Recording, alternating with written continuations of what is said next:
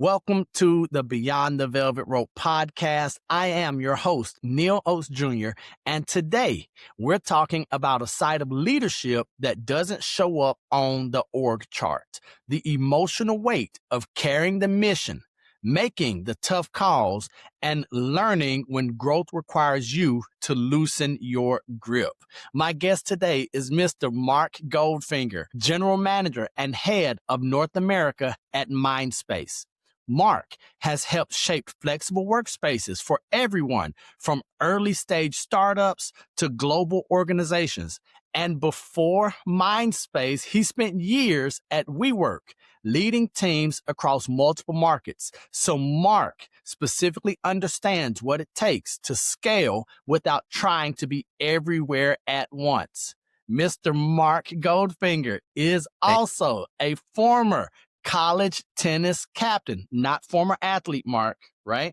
I appreciate that, Neil. And thanks for having me, man. Mark is also a marathon runner. So we're going to dig into the grit, the discipline, and humility that it takes to build trust, delegate well, and grow a team that can carry the vision without you. Mark, welcome Beyond the Velvet Rope. How are you today, sir? Welcome to Beyond the Velvet Rope, where ambition meets access. I'm your host, Neil Oates Jr., best-selling author, keynote speaker, and executive business growth coach. If you're a service-based entrepreneur, executive, or minority business owner who's ready to attract affluent clients, elevate your positioning, and turn your authority into affluence, you're in the right place. Each episode, we break down how affluent people think, decide, and buy. And we give you the strategies, stories, and systems that move you from general admission to VIP in your market. For links to my book, my website, and other resources mentioned in this episode, be sure to check the show notes. Now, let's step beyond the velvet rope. Good, Neil. How are you? Thank you so much for having me. Man, I am doing fantastic. Thank you for taking time. I mentioned you're doing a lot of stuff and at a high level. I mentioned some things that you're doing, but what's one thing that I did not share about you, Mark, that you think would be beneficial to our audience, sir? While I'm doing everything that you mentioned, I'm also still learning and balancing how to be a great family man and to make sure that I show up for my wife and my daughter, who's 18 months old. Okay, so let's just jump right in. Ladies and gentlemen, I did share some questions with Mark, but this is also going to be very much a fluid conversation. So you are leading this organization, this global organization at a very high level, but you mentioned that you're still learning how to still lead as husband, as dad. What does that look like for an individual, whether an entrepreneur, whether a CEO of a major corporation? What does that look like on a day-to-day basis, balancing and juggling the personal side with all of this professional responsibility? I think my wife and I would have very different answers for what it looks like. But I think for me, it comes down to prioritizing and making sure that you have like open communication with your partner. You know, I know that it's on me to get home by 6:30 when our nanny leaves so that I can be there for my daughter and I can help with bath time and bedtime. I'm in the office every day by 7:15. I get up probably at 4:30 or 5 to do my running or work out. So my wife does the morning shift. So I try really hard to prioritize my day so that I can leave the office by 5:30 or 5:45 so I can get home. Now, not every day works according to plan, as we know as entrepreneurs. But I think what it takes is really making sure that you can prioritize correctly.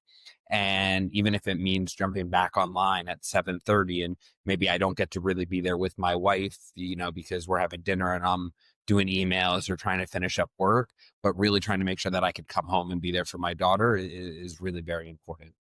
So I know that our audience, they're these driven, motivated individuals. And you mentioned the communicating with the partner. We're not only talking about personal, we're also talking about relationally and professionally. So how does communication and prioritizing work hand in hand with what you're doing in growing Mindspace across the country?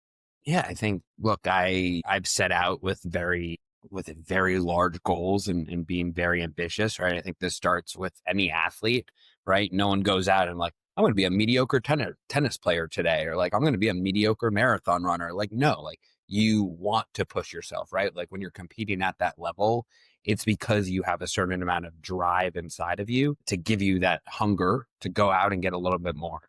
So I think step one is making sure that your partner understands that, right? In this case, my wife, Danielle, she's seen from the very beginning that I always want to be going after more. And it's not because I think that we need more. It's just because I hold myself to such a high standard that I want to make sure I can deliver on that, not only for my wife and my daughter, but also for myself.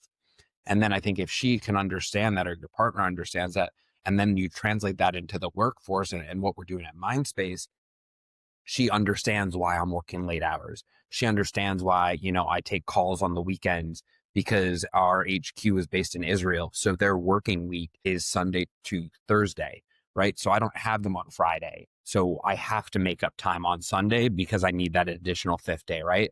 And my wife understands and supports that. And that is really, I think, how this translates into what we're doing here at Mindspace.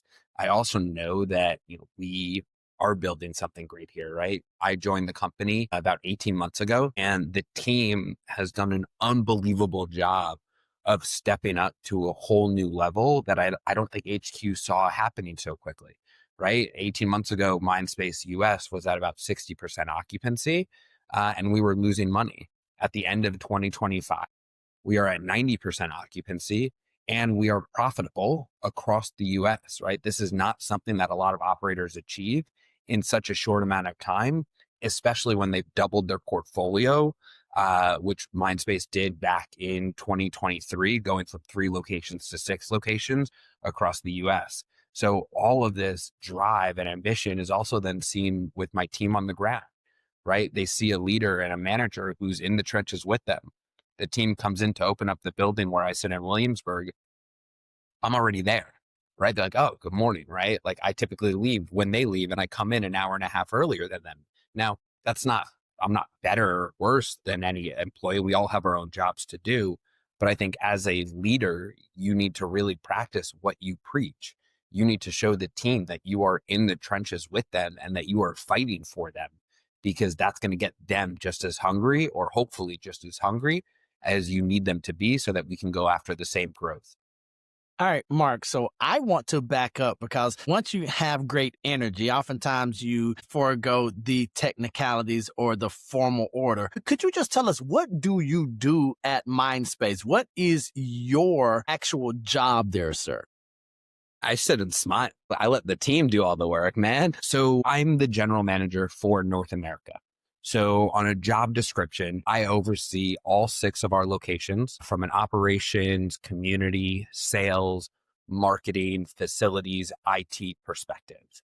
Now, in reality, what I think I do and what I think my job is I provide air cover so that the team on the ground can actually do their job successfully, which is making sure that our buildings are running. It's making sure our members understand that they come first. It's ensuring that our buildings are full and that we're driving high revenue. And it's making sure that we continue to provide an experience and a level of hospitality that our other operators don't provide, which I truly believe helps us stand out from the competition. And I will, of course, provide strategy to my team. I will provide priorities. With my marketing manager, she's incredible. One of the things that she and I will do every month, give or take, is we'll be like, what are the priorities for the month? I will shift and adjust for her, so we make sure that she's running in the right direction. And then she goes and she absolutely crushes it, right? And with my senior leaders, that's kind of what I do in our one-on-ones as well. I'm like talking about your priorities.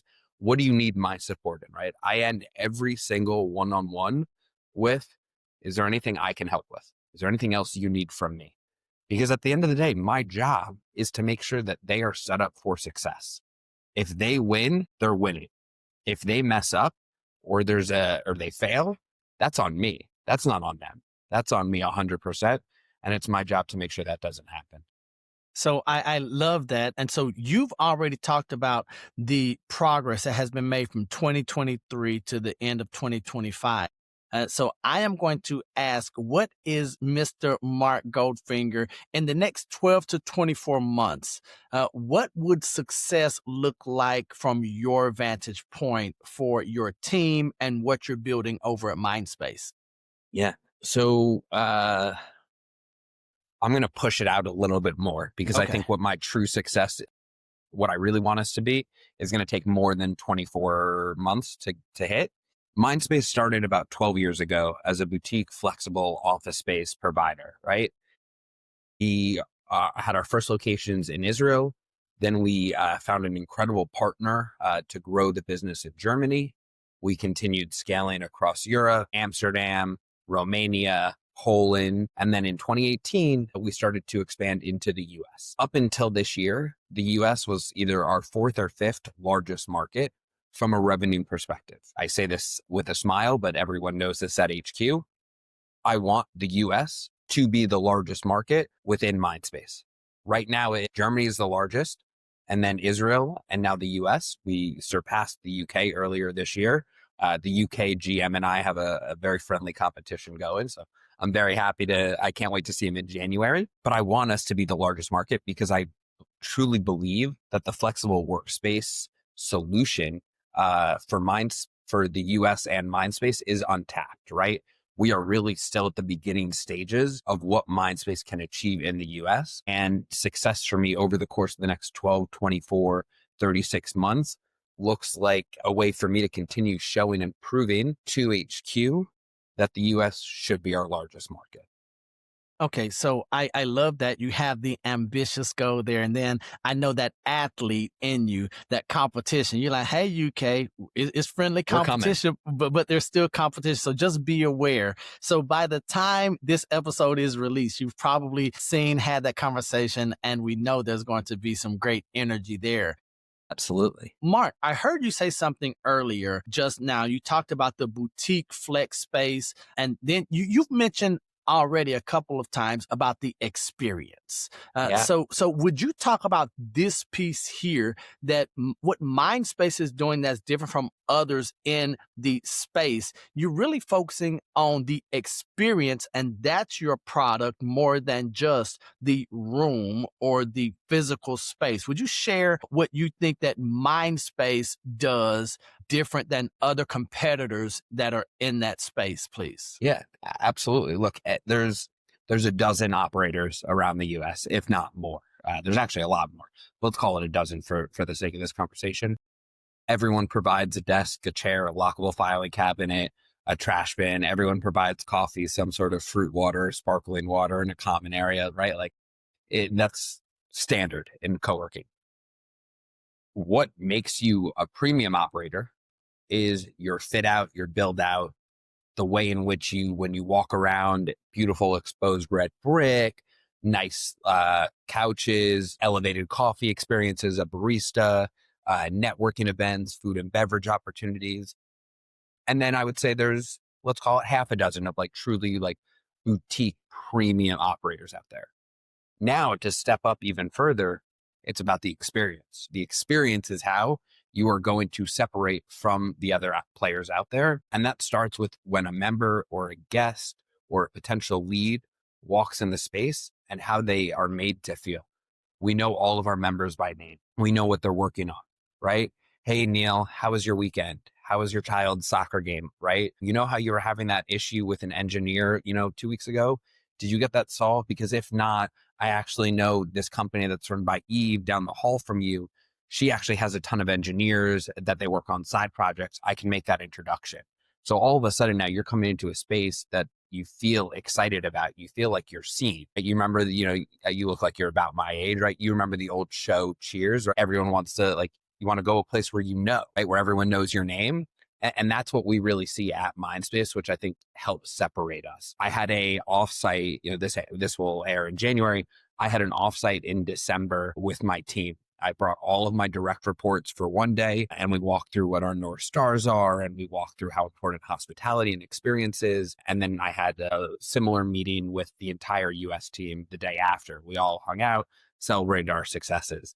But one of the things that I called out was an amazing quote that I saw. It was like, hospitality is the difference between a place people visit and a place people return. And this just really stuck with me. And I, I will push my team on revenue and I will push my team on profitability. And we need to be really smart with our OpEx costs and everything. But at the end of the day, we can never lose sight of our hospitality and the experience we provide to our members, because this is what keeps them coming back every single day. This is what keeps them talking to their friends about where they work and how they're inspired and engaged and energized. And this is what I want us to live and breathe as we move into next year. Where does that commitment to that elevated boutique premium experience? Because there are easier, cheaper, 100%. so where does that drive to be that thing and to serve that caliber? Where does that come from? Not only personally for you, but for HQ at Mindspace to say, we're not for everyone. We want those people who are looking for that something extra, that something special. Where does that drive and that decision come from to do the hard but necessary thing to elevate not only what you do, but what your members experience? It comes from the top, right? This is something that really comes from the top. Dan, who's our CEO and co-founder, he and his partner Yotam truly believe in experience and hospitality. And when they're hiring, this is like, it stems all the way down. It trickles all the way down. Everyone who joins Mindspace is here because they want to give back from a culture and experience perspective, right? Like, we're not a hedge fund. We don't pay an absorbent amount of money to our employees, right? If they want to go somewhere else, they can. I hope they don't. I love my team. I'm so impressed with the way in which they've stepped up and grown. And I want all of them to be here as we continue to build this, but they could, right? We're not paying, as I said, large amounts here. So they want to be here. They see the value that we give to our members. And it starts, like I said, from the top all the way down to our GMs, to our city leads, to our site managers, to our community managers, to our community associates. I actually, I try to be part of the entire interview process. When we're hiring, I realize I sometimes slow it down because I don't need to be interviewing, junior members of the team. I need to trust my senior leaders to do that. But I love hiring community associates who sit at the front desk because I think they have the best job. They get to be the first point of contact for our members and our guests.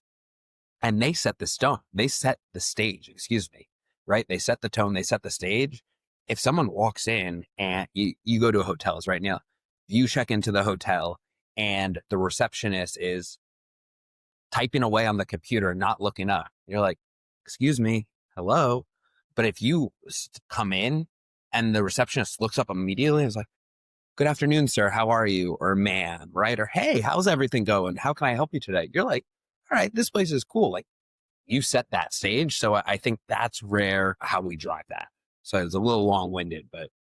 No, so that is perfect. And that leads me into the next question. You mentioned what Mindspace is doing across global markets, and you mentioned that it starts from the top. So what are those non-negotiables that you're responsible for protecting across markets, right? What are those things that you have to say are not going to give in? We're not going to negotiate on these standards right here.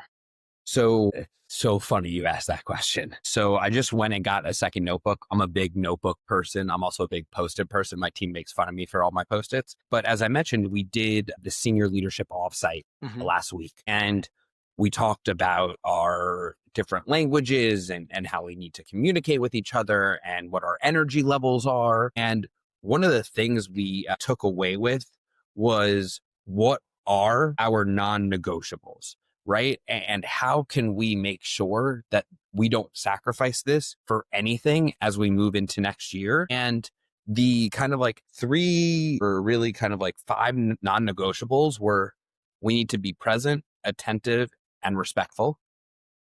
We need to share what's on our plate. We need to show that we're vulnerable by sharing mistakes when we make them. We need to raise our hand and have better responsiveness when we're not on time for something and we can't deliver something correctly. We need to make sure that we recognize and provide great experiences, not only to our members, but also to ourselves. And we need to improve on our responsiveness, and we need to explain the why. And I think if we stick to these non-negotiables, then that is going to trickle in to the way in which we show up every single day, which will automatically have an impact on our overall members. Man, that's good stuff. And we couldn't have scripted that any better, Mark. So No, that was not one of the questions you had like sent over earlier. This was awesome. I love that. This is why I write things down in my note. That was amazing. So for the team who is watching or listening to this, stop giving Mark a hard time for his notebooks and his Post-it notes. So Mark, now I want to talk about you in your role as a leader right now. You overseeing U.S. operations and growth. If you would be vulnerable, and you talk about vulnerability, what are the hardest decisions that you have to repeatedly make in your role to move the company, to move the U.S. market to that place where you see it being a few years down the line? On the vulnerable side, it's the people. This is one of the things that I think I'm really, really hard on myself on. Mm-hmm. I advocate and I fight very, very hard behind the scenes for my team. I want to make sure that they're getting the recognition, and I want to make sure that they're happy. And I think as a leader, one of my flaws is that I sometimes try too hard to make a team member happy. And you want your team to be happy, right? And you want to find ways to motivate them and coach them. But at a certain point, someone's job is their job, right? Now, I'm not saying that every job has to fit inside a square box. Maybe the box has some points and you push out the boundaries a little bit. But at a certain point, you can't give someone everything if it's so out of the realm of like what the job is. And I think sometimes I try to make that happen. And I think my boss actually does a really good job at being like, Mark, enough, stop. It doesn't work. And I'm like, you're right. And I need that. And I think this is probably one of the things that I struggle with the most. When I first joined, I remember having a call with another GM. He's no longer with the company, but I had a call with the GM and I was like, where do you spend most of your time? And he was like, people. And I was like, okay, like, I'm not sure why. I feel like we got sales to do. We have operations. And as I continued to really grow in this role, and as I continued to watch the team be able to do what they needed to do without me being, without me breathing down their neck, I realized that people really are where good leaders should be spending most of their time. So that's where I think that's what I would say. All right. So, and you mentioned that you advocate for your team, for your people. You want them to get recognition. And so now I want to talk about that exact thing, that delegation piece of what it is that you do, and not that you're doing things for them, or not even that you are taking ownership. But I want to talk about, you mentioned that people can know what a good leader looks like. And so I want to talk about delegation that works, and how do we build that trust without just handing off tasks. So when it comes to you and your team that are around you, what are the criteria that you've put in place for trusting someone with what might be considered a critical function? If you would share that with us, Mark. So I think taking a step back, one of the things, and this is one of our non-negotiables, right? It's explaining the why. We need to make sure that as a leader, we communicate to our team the rhyme and reason behind the task that someone's being asked to do. Now, excuse me, if I say, Neil, I need this report. You're like, can't you pull the report yourself? Like, why? Like, yeah, sure. Like, I report to you, so I'll pull the report for you, but like, what's going on? But if I say to you, like, hey, Neil, we're going into a huge meeting tomorrow with our CEO. I want to show, or I want to be able to demonstrate and back up with numbers the incredible sales that you and the team have done, so that I can make sure we're giving the credit to the right people. And I want to make sure that like I have the data so that it helps us when we ask for extra headcount. Right? All of a sudden you're like, cool, I'm being part of like helping prepare our GM for something a little bit bigger so that the overall team could grow. Now, I'm still going to get the exact same report from you, but you're going to have a different response to how you do it because you understand why. Now, sometimes the response might be, Neil, I just need the report. Like, stop asking fucking questions. Sorry, I hope it's okay to curse. But it happens, right? But if you can explain the why, the other person understands what you're thinking, and you can start building the trust. Mm-hmm. And in that, I also said, hey, I have this meeting tomorrow. So you now know that this is an urgent thing versus like if I said I need it in a week. So there's the timing. So now I can see how quickly you can also deliver it on, which allows me to build even more trust in you. So as we continue to grow and as we continue to have other opportunities, I know that you are someone I could continue to count on. So I think when it comes to delegation, explaining the why behind it really helps open up the doors and separates from like my manager's asking me to do another dumb task versus like I'm helping be part of the larger picture. I love it. So we have our audience who are entrepreneurs, business owners at different levels. How do they, or if you could share how you've used this in your business when it comes to the communication of the why, the ask to do the thing, and then the feedback, because we know that we must monitor, we must inspect what we expect. How do you fit that feedback piece into? You've communicated the why, you've made the ask to do the thing, and whether it was good or bad, the execution of your request. How does it feedback fit into your loop and what and how you're interacting or leading your team members, Mark? Yeah. So it comes down to, I think, one-on-ones, right? I have one-on-ones with all of my direct reports every single week. Some of them are longer than others. Some of them will be 10 minutes. Some of them will be an hour. The one-on-ones are a great opportunity to not only help delegate and talk about priorities, but also to give and receive feedback, right? Feedback needs to go both ways. We talked about building trust earlier. Like it needs to be that like, hey, Neil, like the report you gave me wasn't good. Like it didn't help do what I needed it to be done. I had to go pull it myself. Here's why. Now, so I gave you the feedback, Neil, but also I'd say like, hey, like, was something not clear? Like, I'm going to assume you didn't mean to give me a bad report, Mhm. right? Like, you have to assume good intention. So, was I not clear on what I needed? Like, did you have other things and I didn't express like how much priority this needed to take? Like, let's make sure that we give each other feedback. I also think that's on like specific tasks. I also think one of the things I try and do, and maybe I could do this more, or maybe I don't do it as clearly as I think I can, but every, let's call it 6 months, we have performance reviews. And I sit down with my team and I go through in person everything that, we talk about, how they could grow, where I want to see them improve. And I ask them, and I'm like, what do you need from me to continue to succeed? Do Mhm. you feel that you're getting the support you need from me as your manager and leader so that you could continue growing? And I think sometimes it puts them on edge and they're like, yeah, of course. No, everything is great. But I can also tell when I'm like, are you sure? Like, is there something else you want to share with me? And what I found is that like the people who are in the most senior seats on my team, who I like trust the most, they'll be like, hey, like, I didn't really like how you handled that with me like 2 weeks ago. Like, could we talk about that? Like, I felt like a little bit like put off. And then we could hash it out. Maybe I was having a bad day, maybe this, maybe that, whatever the reason is. But understanding that feedback from them allows me to also grow and be a better leader. What you just said, I want to ask because we have those who became entrepreneurs because they didn't like the feedback that they were getting in corporate or formalized organizations. So let me ask, Mark, where is that willingness to accept the critique, the criticism, the feedback, and that loss of ego? Where does that come from that make you open? Because the title, the position says, well, I am the and I share information down. That's the old traditional mindset and thought Right. of leadership.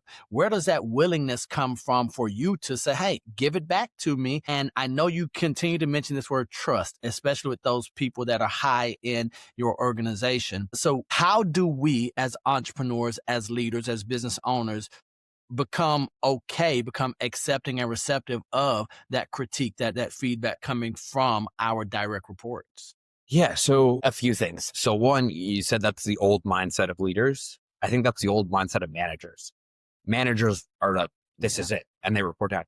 Leaders, by calling yourself a leader, you want to be looked up to. You want to lead. You want to build that relationships, which was the first thing that you and I talked about today with your team.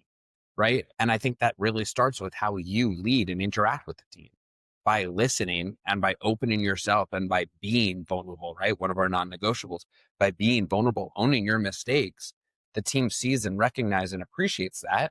And you don't get mad when you're like, don't tell me what to do, Neil. If I tell you what to do, like, I gave you perfect advice. Like, this is what you should have done. You didn't do it correct. You didn't execute. Like, all right, you're never going to give me feedback again.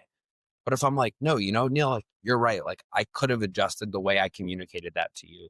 I was actually having a bad day. Or, you know what? I don't have an excuse. You're right. I'm sorry. I didn't mean to make you feel that way. And sometimes you need to swallow your own pride. I had a situation about 6 months ago with someone on my team where I realized that, like, in order to get past this, I needed to swallow my ego and pride on this one. And even though I felt like we were both in the wrong, I realized that I was not going to prove my point. And I need to be like, you know what? You're right. I messed up. I'm sorry. I never meant for like it to impact your feelings. I didn't mean for it to go down this route. Let's start over. Let's start this project from scratch because I do believe in it. Here's why. And I had to swallow a lot of that. And it's not fun, right? Especially like as a leader or as an athlete or as a competitive person, no one wants to swallow their pride or their ego, right? Or swallow a bunch. Like, but you have to do it. And I think, me and that employee were able to build an even stronger relationship post that because they saw that like I was willing to admit that mistake. And I think that really goes a long way with your team. Man, I'm loving everything that I'm hearing from Mr. Mark Goldfinger. Ladies and gentlemen, make sure you check out the show notes, the description, so you can see everything that Mark's doing, all of the contact information, social media, more information and access to Mindspace is there. So as we continue, Mark, I know that things have changed. Now, we're not just going to talk about pre-COVID versus post-COVID, but what you're doing is still, you mentioned that there's a lot of space, there's a lot of upside for Mindspace here in the US. What are things, or can you share them, maybe some items or things or thoughts that maybe some of your members are expecting from Mindspace going forward in 2026, and some pivots or changes that you all have had to make and implement that weren't around in 2023 when things weren't hitting and that occupancy was low? Because just from hearing the numbers and having the conversation with you, I know you're looking back to see what didn't work, but you're not just saying, well, we have to be entrenched here. You're making adjustments. And I know feedback even from the members or those that you did not convert over and to get them into membership yet is a big deal for you. So what are some things that you're hearing that's helping you guide and shape your upcoming 48 months? So love the question. Two sides of the coin. One is our premium product. We need to elevate it, right? Wait. Even though, so you all are already elevated. Ladies and 100%. gentlemen, I want you all to hear what Mark is saying. 100%. You all are elevated already, and you're still saying there's another notch, there's another level. 100%. 100%. Neil, there's always another level, right? Look at the airline industry. Right? You have like what first class is in the US.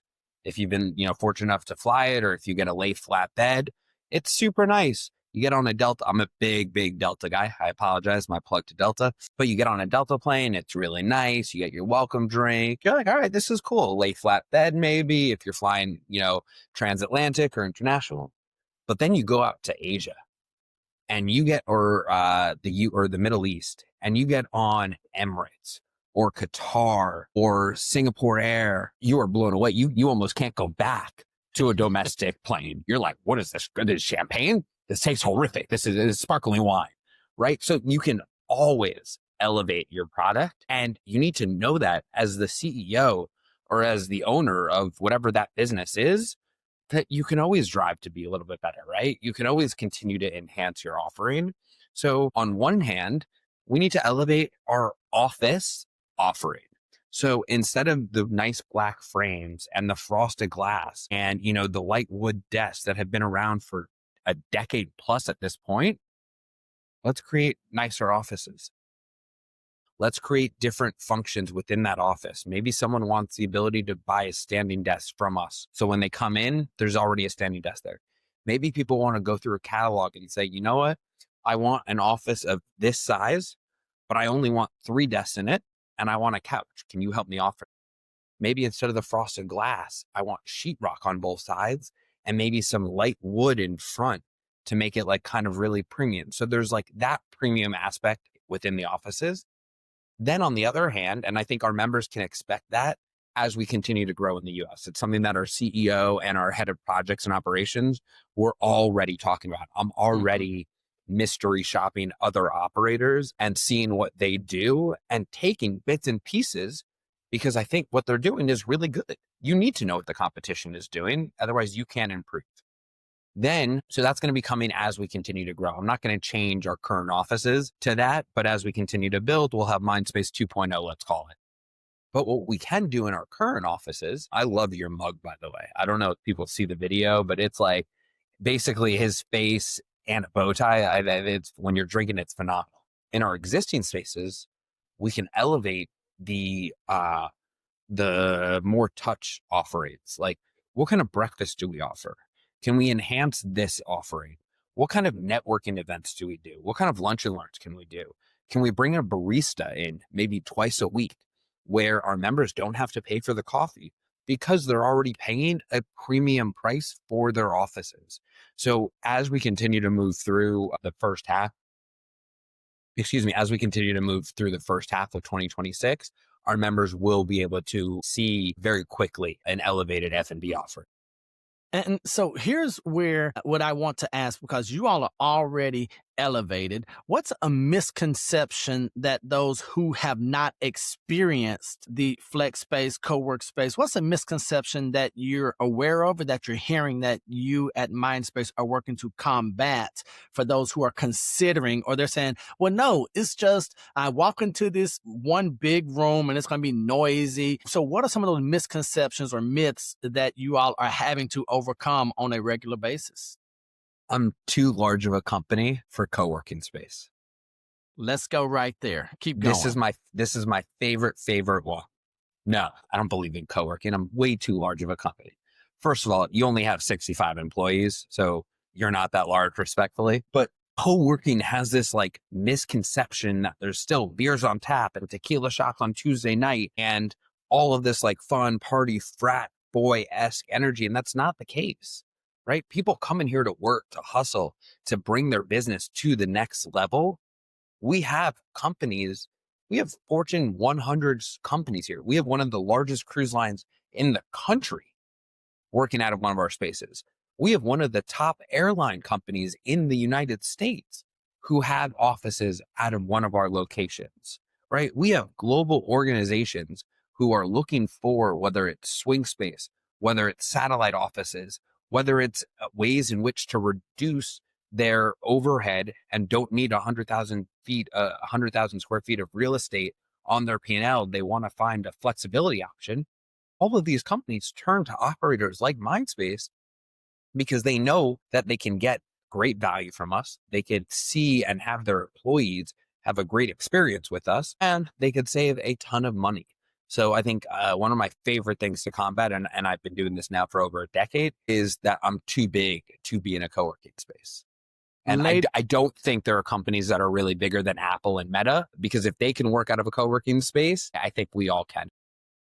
Ladies and gentlemen, we're listening to having a conversation with Mr. Mark Goldfinger from Mindspace, head of operations here in the US. So you're going to want to make sure that you follow, connect, and see everything that he's doing and that they are doing as a team. It's all Now, they. It's all they. It's so not it's me. all day. I sit back. So another, and I know you say it with a smile jokingly, but you do mean it, as all great leaders do. Talk about the importance and the impact, if you would, if you're open to, that your team allows you to really operate at a high level because they are doing that hard, necessary, gritty work, and they're executing that at such a high level. It comes back to trust, right? Like, I know that they're going to get the job done. So I know that we need to sell X amount of desks this month, right? I love to sell. I am a born and bred salesperson. We could talk for hours on my love to negotiate. My wife gives me so much crap for it because I try and negotiate everything. Everything. It's fun. It's who you are. It's who I am. Like, we'll be at a hotel. I'm like, are there any upgrades? And the guy will be like, yeah, for $200, you can have an ocean view. I'm like, how about 125? And 9 out of 10 times, the guy's like, let me talk to a manager. Sure, we can do that. And my wife just looked at me. She's like, how? And I'm like, because it's not their money. they have the availability. So they want to try and make some sort of revenue off of it. So you ask. It never hurts to ask. Anyway, I digress. I trust that my head of enterprise is going to go out and close these deals, and I don't need to be on top of him every single day. So if he's doing that and my site managers are running the building smoothly and I don't need to be on top of them, I can take a step back and focus on the larger opportunities, on convincing HQ that the US needs to continue growing, on figuring out new creative initiatives that I want us to roll out in the new year so that I can build out kind of a plan, deliver it to the team, and let them go and execute on it. I think we talked about trust, we talked about vulnerability, and we talked a little bit about ego on this one. I don't need the credit. I'm already in my role, right? I have my seat at the table. They gave that to me because of the work that I've gotten credit for in the past. I want to be behind the scenes. I want to help create the idea of what we can achieve and then let the team go and get it. And when they do, they should get the credit for it. They're the ones hustling every single day. One of the greatest lines of someone who was a manager and now has become a very good friend and mentor of mine told me when I first became my first manager. He said, Mark, when the team succeeds, the team succeeds. When the team fails, you failed. And this was told to me when I was 25 years old. So I just turned 37, so 12 plus years ago. It stuck with me since then. And it really is true. They get the credit. They're doing the work. That's not my job. My job is not to take the credit from them. Those are managers who take the credit from their team. Leaders allow their team to get that credit. And I think going back to your initial question, sorry, these are so fun to answer. You asked me what I think my job was, right? Mm-hmm. And I think the other aspect of where my job comes into play is I need to fly at 30,000 feet, but I need to have the ability to drop down in different pockets of the business to coach and work and help roll up my sleeves and get something done or make sure things stay on track. And then I get to fly back up and hover and then look at what other areas of the business I need to drop into. And I think because I trust the people on the ground and because they do such an incredible job, it allows me to stay at that.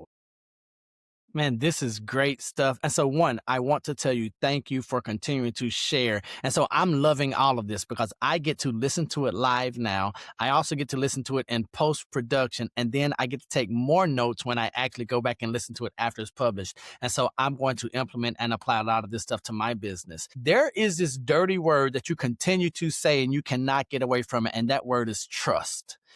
Okay. Now we're here on Beyond the Velvet Rope. People want to go farther than they are right now. They want to get into those rooms where maybe there's this velvet rope that's keeping them out of. And oftentimes we are aware that trust is the only thing that can get you into some of those rooms, right? So in your experience, if I have an entrepreneur who's listening to Mark today and they're saying, Mark, what are a handful of things that can help me get into an elevated room where the conversations are different, where the environment is different? What are those things that might help build trust the fastest or have the greatest impact or likelihood in me changing my environment? Speed of execution and delivering on what you say you will. Right? If you say, yep, Mark, I will have that report to you, and you don't get it to me, I don't trust you. Right? Maybe you messed up once, but it happens a second or third time, you're not going to be, you're not going to be in the room where it happens. You're not going to be part of those conversations because you haven't given me a reason to trust you. Right? I said to when I was hired, I think I had 12 rounds of interviews. And I made it really clear to our CEO that I was like, I'm not coming here to manage 6 locations. I'm coming here to help show you that the US should be your largest market. Now, that doesn't happen overnight. It won't happen in 2 years. It will happen over the course of 3, 4, 5, 6 years. But first, I'm going to prove to you that I'm the right guy for that job. And that's what I've come and done. And because I've built that trust, because I've delivered because I've delivered on what I promised I was going to do, it allows our CEO and the executive team to trust me to help get the job done and to do what I need to do to make that happen. And with that trust, I'm able to operate a little bit more efficiently. I could operate a little bit more on my own with the team and give the direction. I don't need to run back and forth to HQ on every decision, but that takes time. You also can't rush earning trust, right? For me, the way I lead is like, if I hire you, I trust you, and then it's yours to lose, right? And every time you kind of do something that isn't the right thing to do, or we both know it, you lose a little bit, and it's really hard to build it back. But for some leaders, you need to earn their trust. And that, again, it's earned the same way by delivering on what you promise you're going to execute on. Man, that speed of execution is a big deal. I always think about the Huge. speed. I always think about the speed of trust. But then I was fortunate enough to have my father in my life for a very long time before he passed in 2000. And he would always say, turn thoughts into actions faster. So we just execute faster than anyone else can think. So now we're going to pivot as we get ready to close here into this athlete that you are. Not that you used to be, sir, that you are, because we know that athleticism oftentimes is a mindset. So I mentioned, and in doing my research, I know you were a collegiate tennis captain, correct? Correct.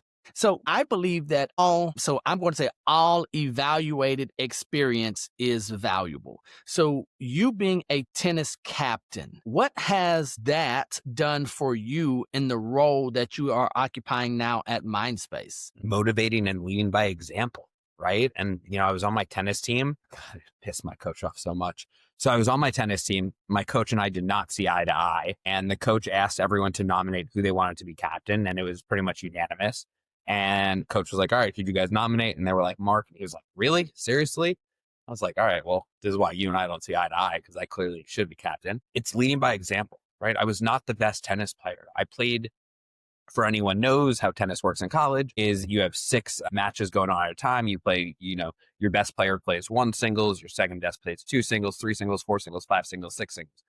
I was fighting almost every week to play in the 6 singles spot, right? Like I was not the best, but I showed up to practice every day, 15 minutes early, gave every single day in practice my all. I left it all out on the court. It didn't matter, right? And that's like what a leader does, right? When we were down, I was motivated. I was cheering. I was like helping push the team to be a little bit better. And I think that's, you talked about your father, and this is, I also, unfortunately, like you, our fathers passed too soon, but they clearly left, you and thankfully myself with great advice and great role models to look up to and to aspire to be.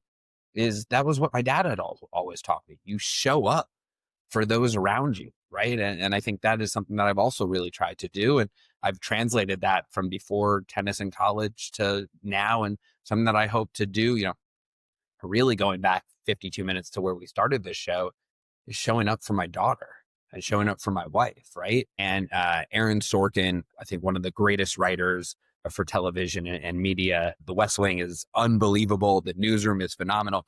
But one of the things that Aaron Sorkin actually wrote President in the West Wing to say, and then reset it at his commencement speech at Syracuse, was that decisions are made by those who show up. And that is something that is so valuable to me. So show up for your team, show up for your people, show up for your family. And the rest will follow. People will see that you show up for them, and it will go really long. All right. So this has been a fantastic conversation. I've loved every moment of it.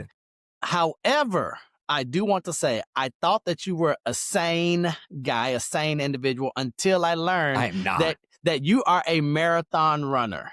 All right. And so, and that is a different level of insanity. So we know that. And so it's one thing to run a marathon. It's something different to train for a marathon. So you're out here beating your mind and your body to prepare for this thing that most of us would consider arduous and just totally unnecessary, right? To be fair, Neil, I agree with all of those statements. I just want to be like really, really clear. This is unnecessary to do, and to go on and do 8 of them is also unnecessary. Continue. Okay, no, so thank you. See, ladies and gentlemen, this is why we only bring the best on Beyond the Velvet Rope. So he is in touch with reality. He just doesn't care. 100%. And 100%. so I want you to share something with us that many of us have not experienced physically, but maybe in business, maybe in relationships. And maybe when you're talking to your daughter, when she watches this or hears about this years down the line, it's that mindset of, so you've done 8 marathons, correct? Correct. What happens? How do we get to that? How do we get through that mile 18 where now we've hit the wall and it's just, I mean, it was never fun, but now it's just like horrendous. It's just horrible. And we're not only talking in business, but in life, relationally, in the personal goals that we have. What have you used? What have you learned? Maybe something that you could share with the Beyond the Velvet Rope audience to let them know that no, it's not going to be fun. It's not going to be all champagne and breaking the tape once we hit that invisible wall, sir. Smile through the pain. Do you mean that, Mark? Do you really mean that? I do. You got to grit through it. And so Eliud Kipchoge, easily the fastest man alive, right? Broke the record, showed us that man was 50 years ahead of where science expected man to be from a speed perspective, right? He ran the marathon in under 2 hours, 1:59. Unbelievable. He does this documentary and he says, it's so incredible. He smiles when he's in pain and when he's gritting really tough and he has to dig really deep. He's smiling because he's so fortunate enough to be in the position to put himself through this pain. Now, think about that, right? Like, now, don't get me wrong.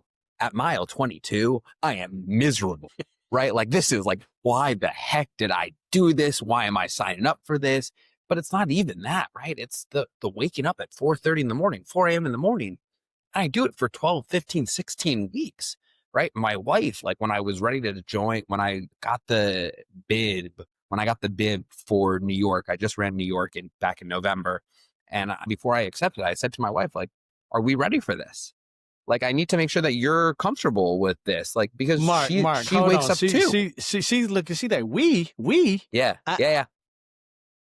She knew it was happening because part of that goes back to communication, right? Part of this is going to fall on her. On the weekends, I wake up at 4 as well so that I can do my long run. So I'm back at home by 8:15 or 8:30. But our daughter wakes up at 7. So it means that, again, on Saturdays, my wife has to do the breakfast, right? I can't start running at 3 a.m. It's too dark, right? There's a limit to my, this is a choice we are making. And we are putting ourselves in a position to have this stress on our shoulders and to want what we've wanted for so long, which is to grow and build our career, that when you're fighting that wall, you just need to be able to like smile and be like, this is really tough, but I'm going to get through it. And I know I'm going to finish, right? Like I've never stepped up to the marathon line, to the start line and been like, I don't know if I'm going to finish the race today. I know every single time I'm going to finish. Now, maybe it's not my fastest time. Maybe it's slow. Maybe I have to walk. Maybe I get a really bad cramp, but I'm going to finish this race. And I know in life and in work and what I've set out to do with Mindspace, we're going to achieve it, right? Like we are going to get after it and things are going to come up. It might not work the same way, right? You know, people say man makes plan and God laughs. Like you'll roll with the punches, but we're going to continue to push and get through there. And it stays the same no matter what you're doing. I want to tell my friend, whoever the UK manager is from Mindspace, we're going to finish. So your days are numbered, sir. I like it. I like it. So we are coming. I am team Mark Goldfinger. I'm team Mindspace US from this day Appreciate it, forward. Neil. As much fun as we've had, I do need to ask your permission to have a little more fun in the next 2 minutes. Are you willing to do that, sir? Let's do it. All right, I did not send this information over to your team, so you have no idea what we're doing right now, but this is our rapid fire round. My legal department, who does not really exist, did let me know that I must inform you that you are not legally obligated to answer any of these questions. Clear? Understood. All right, so here we go. Favorite color? Ooh, green. Why? I just love green.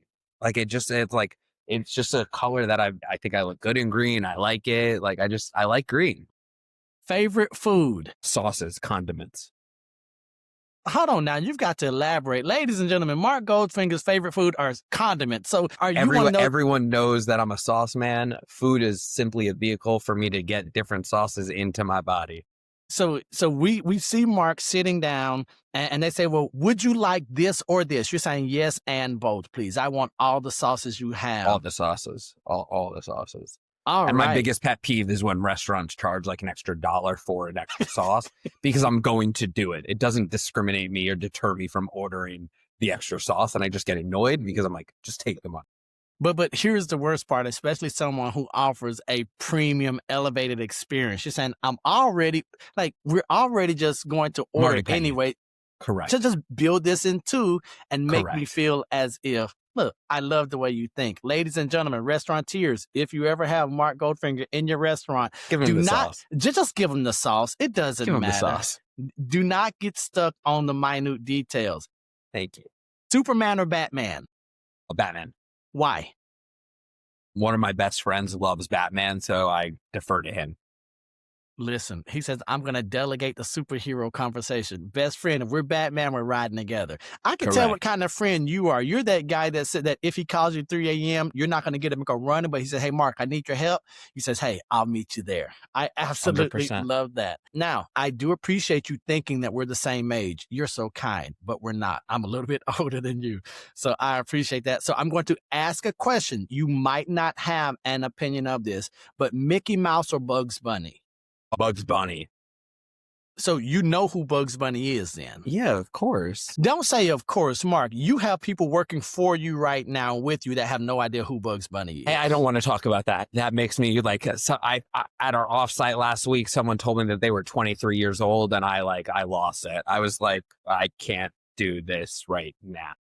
So even as a young-ish man, I think we both are, when you hear someone that's born and the first date of their year is 2, you're saying, wow. Like if someone born in the 2000s is wild, right? And now like 2007 and 8. I'm like, I was in college. Next question. All right. What is one skill or talent that Mark does not have that he wish he did? I wish I could speak other languages. I wish I could speak other languages. So Mark, I'm with you. I tell everyone that English is my second language. The problem is I don't have a first one, right? So 100%. I am trying to learn English. So let's park right there. Just imagine what we could do if we could speak that other language. Oh, we would be a problem. Unbelievable problem.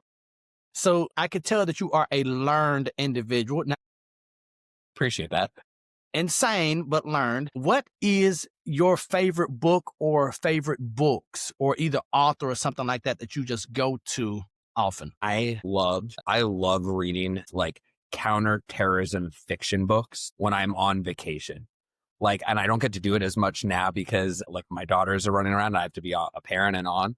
But like sitting down with like a good like dad book, Vince Flynn is probably, and David Balducci are probably two of my favorite authors. David Balducci had a character named John Carr who had a series which I just absolutely loved. And Vince Flynn's I'm blanking on the main character of the series, but it's something that like I fly through these books. Where did that come from? My father. He loved reading. Anything he did, I wanted to do. Anything he wants to do. So we look at our Superman. I'm very much the same way. I look at my dad. He's my Superman. He's my hero. What is 100%. the best piece of advice that you've ever received? For life and overall, it would be my dad's mantra that life, this isn't a dress rehearsal. We got to play all out, man. This is our one shot at this thing. So 100%. Now you say your daughter's 18 months old. So we are 18 years down the line or 17 years down the line. She's 18 years old. What do you tell your daughter? If you have one conversation with her, what is that? Willing, I'm there to continue showing up. Just be genuine.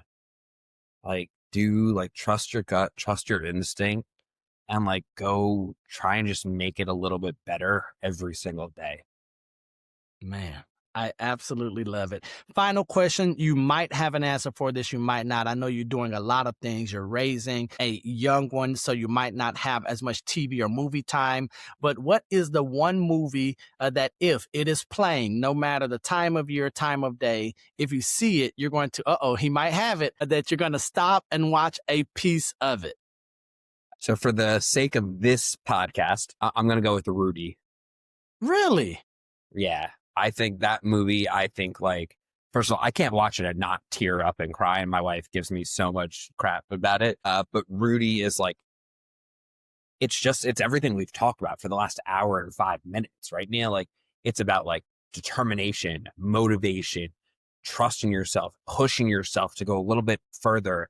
And like, even after being shut down, building yourself, showing up, he got what he wanted, right? He showed up for the entire team. And after the team disrespected him, finally they all went there and they were like, this one's for Rudy. This one's for Rudy. And he got out there and he got to play. His parents didn't believe in him. His brothers didn't believe in him, but like he believed in himself. And like, it's just such a powerful. Well, I didn't like the movie as much until you just broke it down for me. Maybe it's just Man, you got to because go now, watch it again. so now I have to watch it through the eyes of Mr. Mark Goldfinger, who has become one of my favorite people in I just a appreciate that, matter Neil. of a few minutes. Before we close, Mark, is there anything that you want to say to the audience, to the listeners, or maybe to even some of your team who might be watching or listening to this podcast? I doubt my team is listening because they're like, we hear Mark speak all the time. So rightfully so. All of the entrepreneurs and founders who are listening, like, thank you so much for listening and for tuning in for Behind the Velvet Rope. This has been absolutely phenomenal. But what I would really say to them is that, like, if you fall down, get back up. Like, this is your shot. It's your opportunity. Like, go after it. Don't doubt yourself and don't let other people doubt you. And if they are doubting you, find new people to hang out with. Man, that is so good. Ladies and gentlemen, we have just sat for an hour plus with Mr. Mark Goldfinger of Mindspace, head of U.S. operations. Make sure you check out the show notes so you can see everything that they are doing to be successful. If you have questions, their contact info is there. If you're considering an elevated boutique, a premium workspace, and you're in some of those markets, at least have conversations with the team there.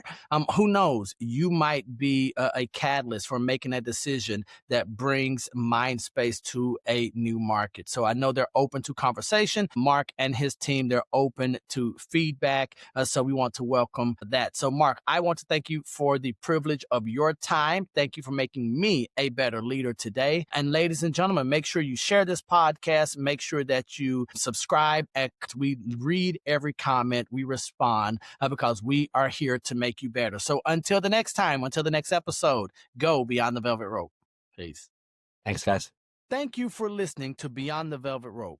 I appreciate you investing your time, your attention, and your energy into leveling up your life and business. If today's episode helped you, share it with someone who needs to hear it, and make sure you follow or subscribe so you never miss an episode. For more tools on how to help you attract elite clients and build a business that belongs on the other side of the velvet rope, check out the show notes. You'll find my book, my website, and additional resources to go even deeper on this journey. Remember, I love you, God loves you, and there's nothing you can do about it. And until the next time I see you, or you see me, don't be average, be world renowned. Peace.